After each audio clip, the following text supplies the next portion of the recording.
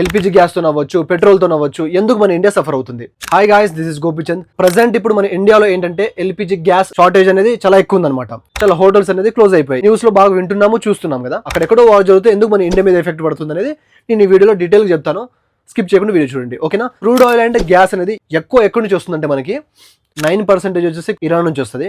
So 90% of crude oil వచ్చేసి Russia నుంచి వస్తుంది అండ్ గల్ఫ్ కంట్రీస్ నుంచి వస్తుంది. ఇప్పుడు మనం మెయిన్ గా చూసుకుంటే గ్యాస్ గురించి, ఓకేనా? ఇక్కడ పెట్రోల్ కంటే గ్యాస్ కొరత ఎక్కువ ఉంది మనకి. సో ఎందుకు మనకి గ్యాస్ సప్లై మెయిన్ గా తగ్గిపోయింది? ఈ ఆయిల్ అండ్ గ్యాస్ సప్లై చేయాలంటే మనకి ఎక్కడి నుంచి రావాలంటే మనకి అరేబియన్ సీ నుంచి రావాలి. సో అరేబియన్ సీలో ఏంటంటే స్ట్రైట్ ఆఫ్ హార్మోజ్ అనేది మెయిన్ చెక్ పాయింట్, ఇక్కడ క్లోజ్ చేస్తారనమాట. దీన్ని క్లోజ్ చేయడం వల్ల ఏంటంటే అటు నుంచి రావాల్సిన క్రూడ్ ఆయిల్ అవ్వచ్చు, గ్యాస్ అవ్వచ్చు, ఇటు రావట్లేదు, మన ఇండియాకి రావట్లేదు. సో దీనివల్ల మనకు చాలా ఎఫెక్ట్ పడుతుంది. ఇదే వార్ కనుక కంటిన్యూ అవుతే పెట్రోల్ కాస్ట్ వచ్చేసి దగ్గరగా 150 to 200 ఈజీగా పెరిగిపోతుంది. అదే విధంగా డీజిల్ కూడా పెరిగిపోతుంది. ప్రజెంట్ గ్యాస్ సిలిండర్ ఎంత ఉండేది? 1100 1200 ఉండేది. 3,000-4,000 ఈజీగా వెళ్ళిపోతుంది అనమాట. సో ఈ భారం అంతా ఎవరి మీద పడుతుంది? మన ఇండియాలో ఉన్న పాపులేషన్ మీద పడుతుంది. సో దీనివల్ల ఏమవుతుంది? లివింగ్ ఆఫ్ కాస్ట్ అనేది పెరిగిపోతుంది. మనకు వచ్చే జీతానికి, అదేవిధంగా మనం చేసే ఖర్చులకి ఎక్కడైనా పొంతనుందా?